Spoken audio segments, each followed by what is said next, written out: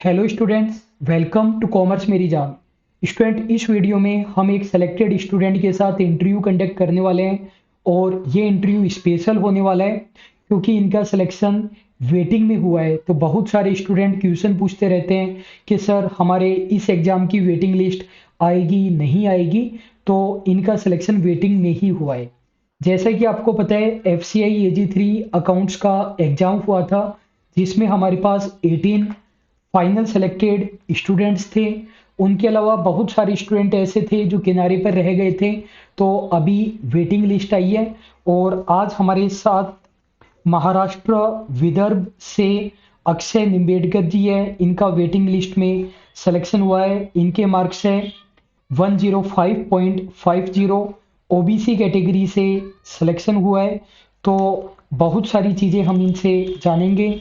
तो अक्षय जी, पहले तो आपको और आपकी फैमिली को बहुत बहुत कॉन्ग्रेचुलेसन इस सिलेक्शन थैंक के यू सो लिए। Much sir. Thank you so much. तो अक्षय जी, ये बताइए कि मतलब वेटिंग लिस्ट में सिलेक्शन होना अपने आप में बहुत ज़्यादा खुशी की बात होती है। मतलब सभी बच्चों के साथ सिलेक्शन हो जाना फिर भी एक अच्छी बात है, लेकिन वेटिंग में होता है तो और ज़्यादा खुशी होती है। अचानक से अपन को ये सरप्राइज मिलता है। हार कर जीतने वाले को बाजीगर हाँ सर। कहते हैं। तो जब आपको पीडीएफ में नजर आया आपका रोल नंबर, आपको पता चला सिलेक्शन हो गया, क्या रिएक्शन रहा आपका, फैमिली का कैसा लगा सबको? सबसे पहले सर, मैंने जब वेटिंग जो पीडीएफ आई थी उसमें मेरा नाम देखा था, तो सबसे पहले बिलीव नहीं हुआ। बार-बार ये बहुत सारे स्टूडेंट के साथ चीज़ होती है सर कि बार-बार चेक किया था मैंने। लेकिन फिर देखा, फिर सबसे पहले मैंने पापा को कॉल लगाया और उनका रिएक्शन बहुत अच्छा था सर। ये बताइए कि आपके तब वेट वो कितने कम रह गए थे मार्क्स जब फाइनल रिजल्ट आया था उस वक्त? मेरे sir approx 1 point something 1.25 something थे सर। ठीक है। तो स्टूडेंट लगभग इनके एक दो मार्क्स कम थे। कुछ स्टूडेंट ये भी क्वेश्चन पूछते रहते हैं कि सर मेरे 5 नंबर कम है, मेरे 4 नंबर कम है, तो मैं वेटिंग में आ पाऊंगा या नहीं आ पाऊंगा। तो देखो, कट ऑफ का अनुमान लगाना बिल्कुल भी पॉसिबल नहीं हो पाता है और स्टूडेंट पॉइंट्स में भी बहुत सारे हो जाते हैं। तो 5-7 नंबर बहुत ज़्यादा हो जाते हैं। और एक और इम्पोर्टेंट चीज़ रहती है, स्टूडेंट की पहली बात तो ये नहीं पता होता है कि वेटिंग लिस्ट कब आएगी। अभी देखो, जैसे 1.5-2 साल तो हो गए होंगे उस चीज़ को। तो एक तो वेटिंग लिस्ट का पता नहीं होता कि कब तक आएगी। दूसरी बात, वेटिंग लिस्ट अचानक से आती है तो उसके बारे में पता नहीं चलता है। और वेटिंग लिस्ट भी है ना, 2-3 बार आती है। जैसे अब वेटिंग लिस्ट आई है, इनमें से भी कुछ स्टूडेंट ज्वाइन नहीं करेंगे तो हो सकता है 1.5-2 महीने बाद फिर से आए। उस पर आपको नज़र बना करके रखनी पड़ती है। तो अक्षय जी, आपको कैसे पता चला कि वेटिंग लिस्ट आ गई है? टेलीग्राम ग्रुप पे सर मालूम नहीं रखा। ठीक है। तो स्टूडेंट, उस चीज़ के बारे में आपको नॉलेज रखनी पड़ेगी जब भी वेटिंग लिस्ट वगैरह आए। और जैसे ही हमारे पास इंफॉर्मेशन आती है हम आप लोगों को बता देते हैं। तो वहाँ पर भी आप लोग जरूर से जुड़े रहें। तो स्टूडेंट, ये जो FCI वाली वैकेंसी है इसके बारे में एक बहुत ही ज़्यादा इम्पोर्टेंट पॉइंट हम आपको बताने जा रहे हैं। उस पॉइंट को आप ध्यान से सुने। तो अक्षय जी, वो जो आपने बताया था प्रेफरेंस के रिगार्डिंग, वो वाला पॉइंट बताइए आप। हाँ सर, इस रिक्रूटमेंट में मैंने एक पॉइंट ऑब्जर्व किया, जैसे कॉमर्स पोर्शन कितना, इस पॉइंट से ये क्लियर हो जाएगा कि कॉमर्स पोर्शन कितना ज़्यादा इम्पोर्टेंट है सर।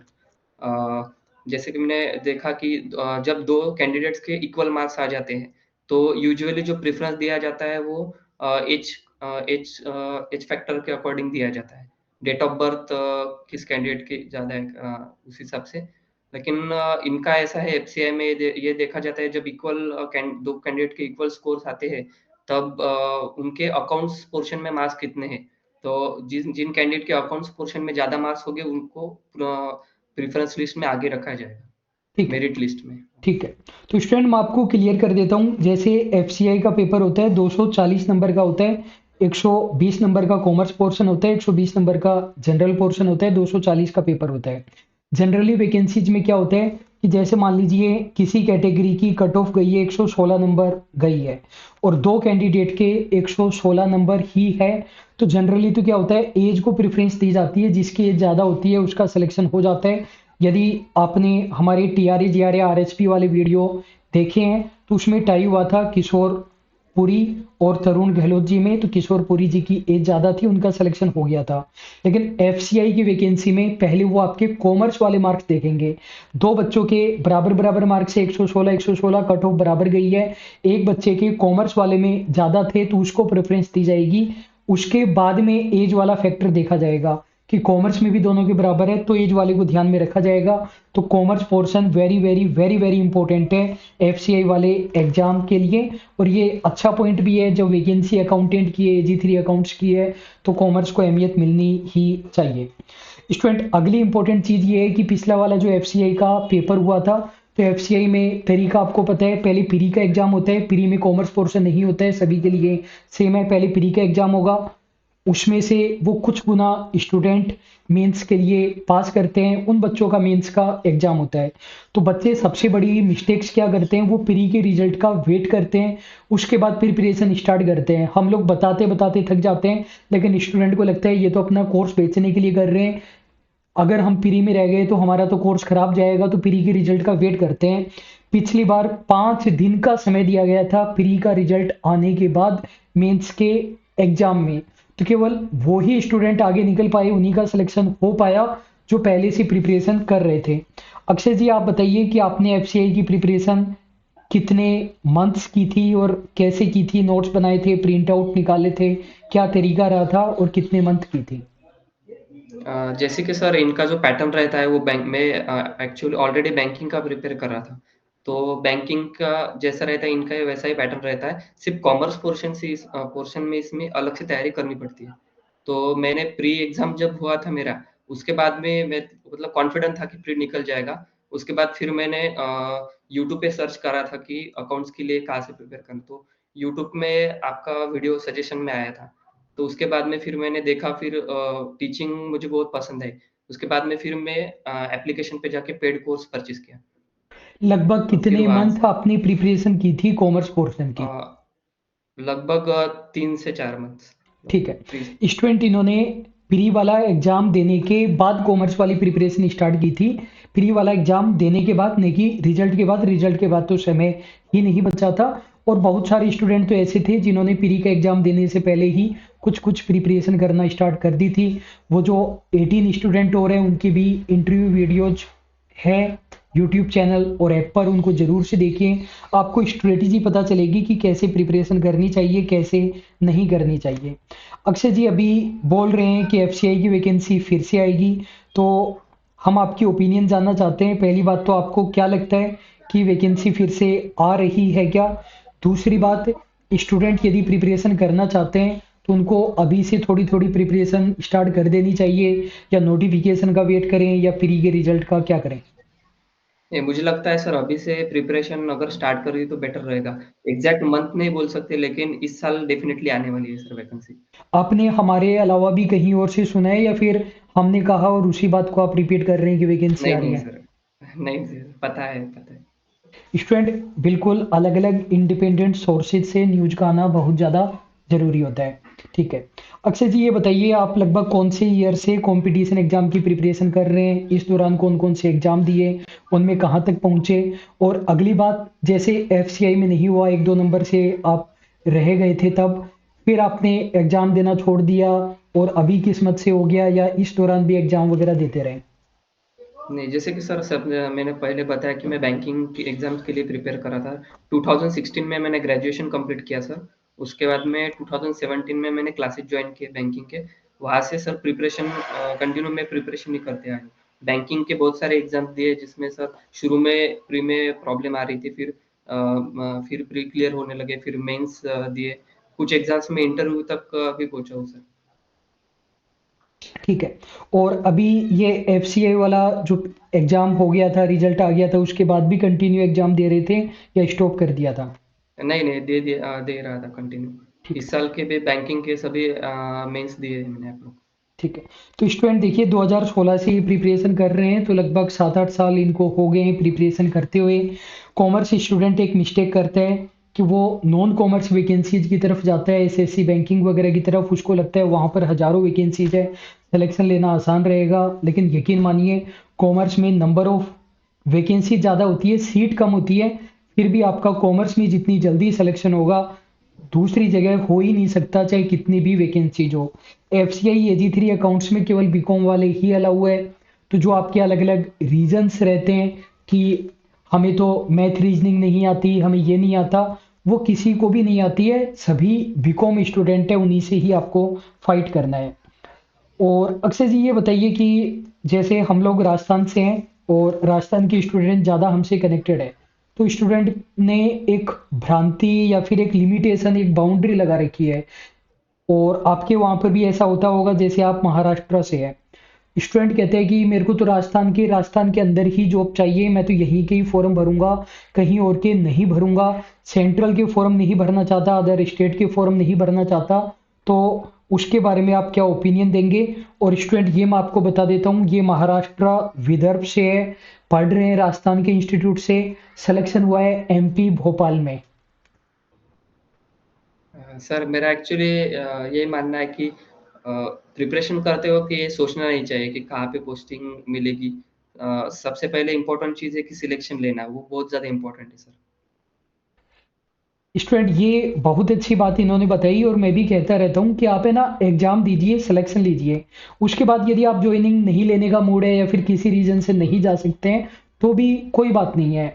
एक स्टूडेंट थे जिनका भी टीआरए जीआरए में हुआ है, उनका 6-8 महीने पहले एक एग्जाम हुआ था, तो वेस्ट बंगाल में उनकी ज्वाइनिंग थी, उन्होंने ज्वाइनिंग नहीं ली, कोई बात नहीं, लेकिन आप एग्जाम दीजिए, सिलेक्शन लीजिए, कॉन्फिडेंस आएगा, कंटिन्यू तैयारी करते रहिए। और यदि हिंदी भाषी क्षेत्र है वहां पर तो कोई दिक्कत होनी ही नहीं चाहिए।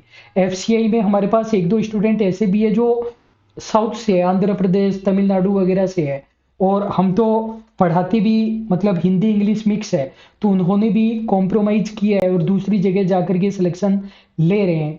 तो जो जॉब आपको मिल रही है ना वो ले लीजिए, उसके बाद साथ साथ आप पढ़ाई करते रहिए, सही रहेगा। अक्षय जी ये बताइए, जब एग्जाम दे रहे थे, सिलेक्शन हो नहीं रहा था, तो कभी डीमोटिवेशन फील हुआ क्या? खुद को कैसे मोटिवेट रखा, किस पर्सन ने, किस चीज ने आपको मोटिवेट किया? सबसे पहले तो सर फैमिली से बहुत सपोर्ट था। तो कंटिन्यू पापा से बहुत ज़्यादा सपोर्ट रहा। मेरी सिस्टर है, उसने बहुत सपोर्ट किया। तो वो मोटिवेशन का सोर्स था। और एक फ्रेंड सर्कल सर, हमारा ग्रुप है पूरा। तो अभी लगभग सबके सिलेक्शन अभी हो चुके हैं। तो उनका भी बहुत ज़्यादा सपोर्ट था प्रिपरेशन में। स्टूडेंट फैमिली का सपोर्ट बहुत ज़्यादा ज़रूरी है। यदि आप फैमिली में बड़े हैं और आपके छोटे प्रिपरेशन कर रहे हैं, या आपके बड़े भाई वगैरह भी प्रिपरेशन कर रहे हैं, तो फैमिली का इतना सपोर्ट चाहिए कि फैमिली ये कहे कि आपको जब तक पढ़ना है आप पढ़ो, जब तक आपको तैयारी करनी है आप करते रहो। तो ये सपोर्ट बहुत ज़्यादा ज़रूरी होता है। पहले भी हमने एक दो वीडियो में मैंने बोला है, और इस वीडियो में भी अक्षय जी ने बताया, फ्रेंड्स की अहमियत बहुत बहुत बहुत ज़्यादा होती है। लोग फ्रेंड्स की अहमियत को कम आंक लेते हैं। तो उस टाइम पर जो फ्रेंड्स मोटिवेट कर सकते हैं वो और कोई नहीं कर सकता है। हमारे लाइफ जी। में भी एक टाइम ऐसा था जब मुझे लगता था कि 10-12-15 हज़ार रुपए की कहीं पर अकाउंटिंग जॉब स्टार्ट कर लूं, तो जो फ्रेंड्स होते हैं वो हमें बहुत ज़्यादा जानते हैं, तो वो मुझसे कहते थे कि जेपी तेरा टीचिंग में मन है, तुझे टीचिंग ही करनी चाहिए और तुम जरूर सक्सेसफुल होगे। तो वो जो चीज़ है, मतलब फ्रेंड सर्किल भी अपना अच्छा होना बहुत ज़्यादा जरूरी होता है। अक्षय जी ये बताइए, सीएमजे के बारे में आपको कैसे पता चला? जुड़ने के बाद क्या एक्सपीरियंस रहा? क्या अच्छा लगा, क्या कम अच्छा लगा, क्या हम और इम्प्रूवमेंट कर सकते हैं? और कुछ लोग ये भी कहते हैं कि सीएमजे ज़्यादा डिटेल में करा देता है, ज़्यादा डेप्थ में, इतना डेप्थ में करने की ज़रूरत नहीं है, तो वो पॉइंट भी आप बताइएगा। सर सबसे पहले मुझे यूट्यूब से ही पता चला था। मैंने सर्च किया था कि अकाउंट्स क्वेश्चन के लिए कहाँ से प्रिपेयर कर सकते हैं। तो सबसे पहली जो वीडियो थी वो सीएमजी की पॉपअप हुई थी। उसके बाद में फिर मैंने 1-2 वीडियोज़ देखी। फिर मुझे स्पेशली अभिषेक सर और आपका तरीका बहुत अच्छा लगा पढ़ाने का। फिर मैंने डिसीजन लिया कि पेड कोर्स मुझे लेना चाहिए। और क्या अच्छा लगा या क्या कम अच्छा लगा, क्या हम और इम्प्रूवमेंट करें? और कोर्स कहीं आवश्यकता से ज़्यादा डेप्थ, ज़्यादा डिटेल तो नहीं है, बीकॉम एमकॉम के जैसे कहानियाँ तो नहीं है? नहीं, एक्चुअली मेरा पॉइंट ये है सर कि डेप्थ पढ़ना बहुत अच्छा है, क्योंकि वो आगे एग्ज़ाम्स के लिए भी आपको हेल्प करेगा। तो जितना ज़्यादा डेप्थ में पढ़ सके उतना अच्छा है सर। और कुछ इम्प्रूवमेंट के लिए बताना चाहेंगे कि हम कुछ और अच्छा कर सकें? मेरे एंड से तो सर सभी मुझे अच्छा ही लगा। हैंड रिटन नोट्स स्टूडेंट को मैं बोलना चाहूँगा जब सर पढ़ाते हैं तो हैंड रिटन नोट्स का बहुत ज़्यादा इम्पोर्टेंस है सर। मैंने भी स्पेशली हैंड रिटन नोट्स बनाए थे वो जब जब मेंस एग्ज़ाम होता है रिवीजन के टाइम बहुत ज़्यादा काम में आते हैं वो नोट्स। और आपने प्रिंट आउट वगैरह भी निकलवाए थे क्या? प्रिंट आउट नहीं सर मैंने बुक पे नोट किया था। बुक पे नोट कैसे किया पीडीएफ मतलब? पीडीएफ से मैं रिवीजन किया करता था और शॉर्ट नोट्स बनाए थे मैंने ठीक हर है। एक चैप्टर्स के। हाँ। ठीक है। स्टूडेंट देखिए, सबसे पहला पॉइंट तो ये है कि आप जितना भी डेप्थ में पढ़ेंगे, जितना डिटेल में पढ़ेंगे, बहुत ज़्यादा आपको बेनिफिट मिलेगा। इन्होंने बताया, इन्होंने 3 साढ़े 3 महीने प्रिपरेशन की थी। यदि आप 6 घंटे डेली पढ़ सकते हैं तो आप 2.5 3 महीने में कोर्स इजीली कंप्लीट कर सकते हैं। बाकी आपको 8 10 12 घंटे निकालने पड़ेंगे। आप कोर्स भी कर पाएंगे, रिवीजन भी कर पाएंगे। डेप्थ कोर्स की वजह से आपको हर वैकेंसी में बेनिफिट मिलेगा। दूसरा पॉइंट ये है कि आपने जो भी पढ़ा, यदि आप उसको रिवाइज नहीं कर पा रहे हैं तो उतना पढ़ने का कोई मतलब ही नहीं है। 12 चैप्टर पढ़ने के बजाय 8 चैप्टर पढ़ो, उसको रिवाइज करो। यदि आपने 12 पढ़ लिए, रिवाइज नहीं कर पाए तो कोई भी बेनिफिट नहीं होगा। तीसरी बात, कोशिश कीजिए वीडियोज एक बार ही देखने पड़े, ज़्यादा से ज़्यादा 2 बार। यदि वीडियोज से बार बार रिवाइज करने की आदत है तो वो गलत आदत है। वीडियोज 1 या 2 बार देखने के बाद आपको नोट्स से रिवाइज करना पड़ेगा, बार बार एमसीक्यूज वगैरह करने पड़ेंगे। अगली बात, कुछ सब्जेक्ट के हम शॉर्ट हैंड रिटन नोट्स भी देते हैं क्लास में पढ़ाते वक्त। हैंड रिटन नोट्स बनाते हैं, जैसे इनकम टैक्स के भी बनाए हैं, ऑडिट के भी बनाए हैं, कुछ अकाउंट्स वगैरह के भी मिल सकते हैं। अगली बात, अगर किसी के हम नहीं बना रहे हैं तो आप बनाइए। हमने बना रखे हैं तो भी आप एक स्पेशल नोट्स बनाइए। जो जो भूलने वाली चीज़ें हैं कि इसकी रेट कितनी है, इसमें किस अथॉरिटी का अप्रूवल चाहिए, वो शॉर्ट नोट्स जरूर बनाइए। उनको आप बार बार रिवाइज कीजिए। और अगली बात, हमारा स्ट्रेटेजी वीडियो भी रहता है कि प्रिपरेशन वगैरह कैसे करें, वो देखिए। जो सेलेक्टेड स्टूडेंट्स हैं उन्होंने प्रिपरेशन कैसे की, वो चीज़ें देखिए, उनसे आपको प्रॉपर डायरेक्शन मिलेगा। सबसे ज़्यादा इंपॉर्टेंट पॉइंट ये है कि आपको टाइमली प्रिपरेशन स्टार्ट करनी पड़ेगी। वैकेंसी आने वाली है, कब आएगी न आप ना आप जानते हैं न मैं जानता हूँ, लेकिन वैकेंसी आने वाली है। और वैकेंसी कितनी सीटों पर आएगी, आप मान लो 200 300 400 पर। और देश कितना बड़ा है आप ये सोचिए। तो पूरे देश में 200 300 400 स्टूडेंट तो अभी तक पढ़ रहे होंगे, वो सिलेक्शन ले जाएंगे। आपको टाइमली लगना पड़ेगा।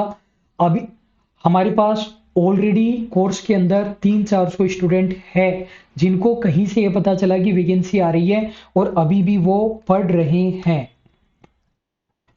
ठीक है। ये बताइए अक्षय जी कि जो जनरल पेपर आता है, मैथ रीजनिंग वगैरह, वो कितना टफ आता है? और एसएससी बैंक लेवल का आता है क्या, या कॉमर्स के हिसाब से थोड़ा सा इजी आता है? और आपने उनकी प्रिपरेशन तो मान लो बैंकिंग वगैरह के थ्रू हो गई, लेकिन आप हमारे स्टूडेंट्स को, हमारे श्रोताओं को क्या राय देंगे कि वो जनरल पेपर की प्रिपरेशन कैसे करें?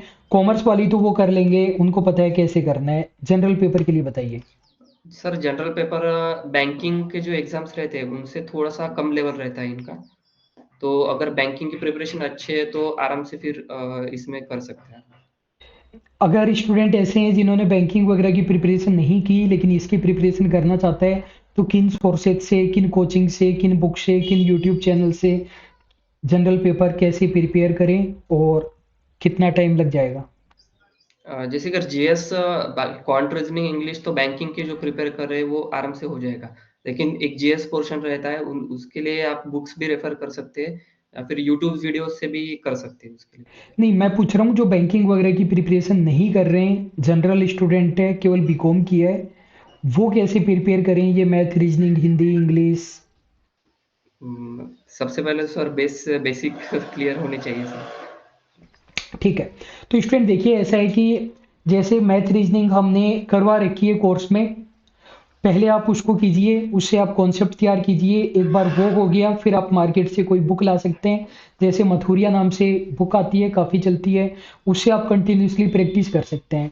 मतलब कंक्लूजन ये है कि आप सर जीएस के लिए मैं एक बुक सजेस्ट करना चाहूँगा, ब्लैक बुक करके एक बुक आती है जनरल स्टडीज के लिए। सर वो बुक बहुत अच्छी है, उसमें से जीएस पोर्शन बहुत अच्छे से प्रिपेयर हो जाएगा। उसमें हिस्ट्री, आर्ट, कल्चर, हाँ ये हाँ हिस्ट्री पॉलिटी। ज्योग्राफी। हाँ ठीक है। सभी सभी सब्जेक्ट। ठीक है। तो स्टूडेंट कहने का मतलब ये है, कंक्लूजन ये है कि आप डायरेक्टली ये नहीं कर सकते कि भाई मतलब कि पेपर अच्छे लेवल का आएगा डायरेक्टली मेरी तैयारी वहीं से हो जाए। जनरल पेपर की बात कर रहे हैं तो मैथ रीजनिंग पहले आपको बेसिक क्लियर करना पड़ेगा, तो जो हमारे कोर्स के अंदर है उससे आप कर सकते हो, फिर किसी एडवांस लेवल की बुक से आप कंटिन्यू प्रैक्टिस कर सकते हो। और पहले ही आपका बेसिक क्लियर है फिर तो आप एडवांस प्रैक्टिस ऑलरेडी कर रहे होंगे, क्योंकि जो राजस्थान के अंदर एग्जाम होते हैं जूनियर अकाउंटेंट वगैरह के इलेक्ट्रिसिटी डिपार्टमेंट में या फिर टीआरए जीआरए का भी हुआ, वहां पर इजी आता है।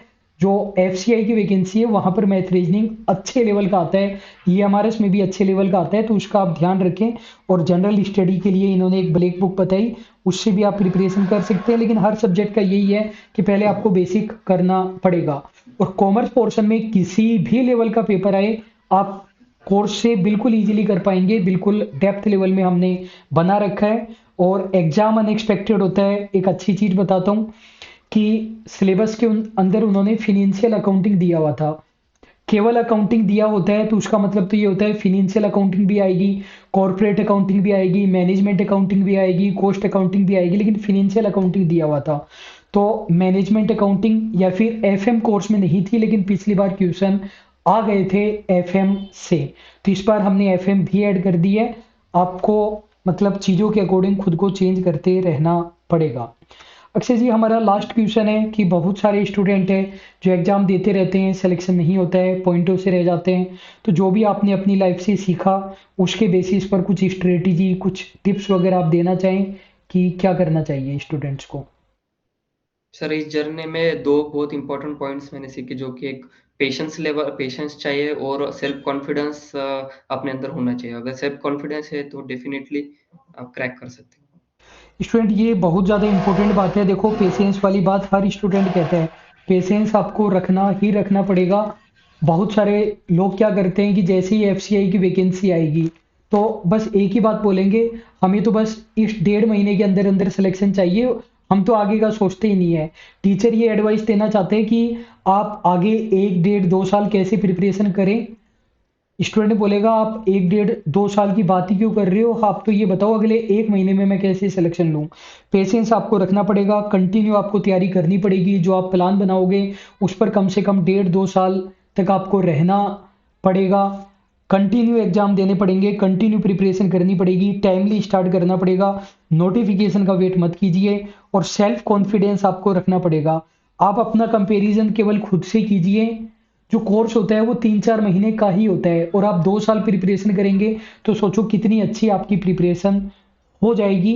तो ये सब चीजें हैं। तो स्टूडेंट उम्मीद करते हैं आपको ये वीडियो अच्छा लगा होगा। कौन सी बात आपको सबसे अच्छी लगी कमेंट सर बॉक्स में। सबसे एंड में मैं एक चीज कहना चाहूंगा, मम्मी पापा को बहुत ज्यादा थैंक यू और मेरे सिस्टर को बहुत ज्यादा थैंक यू।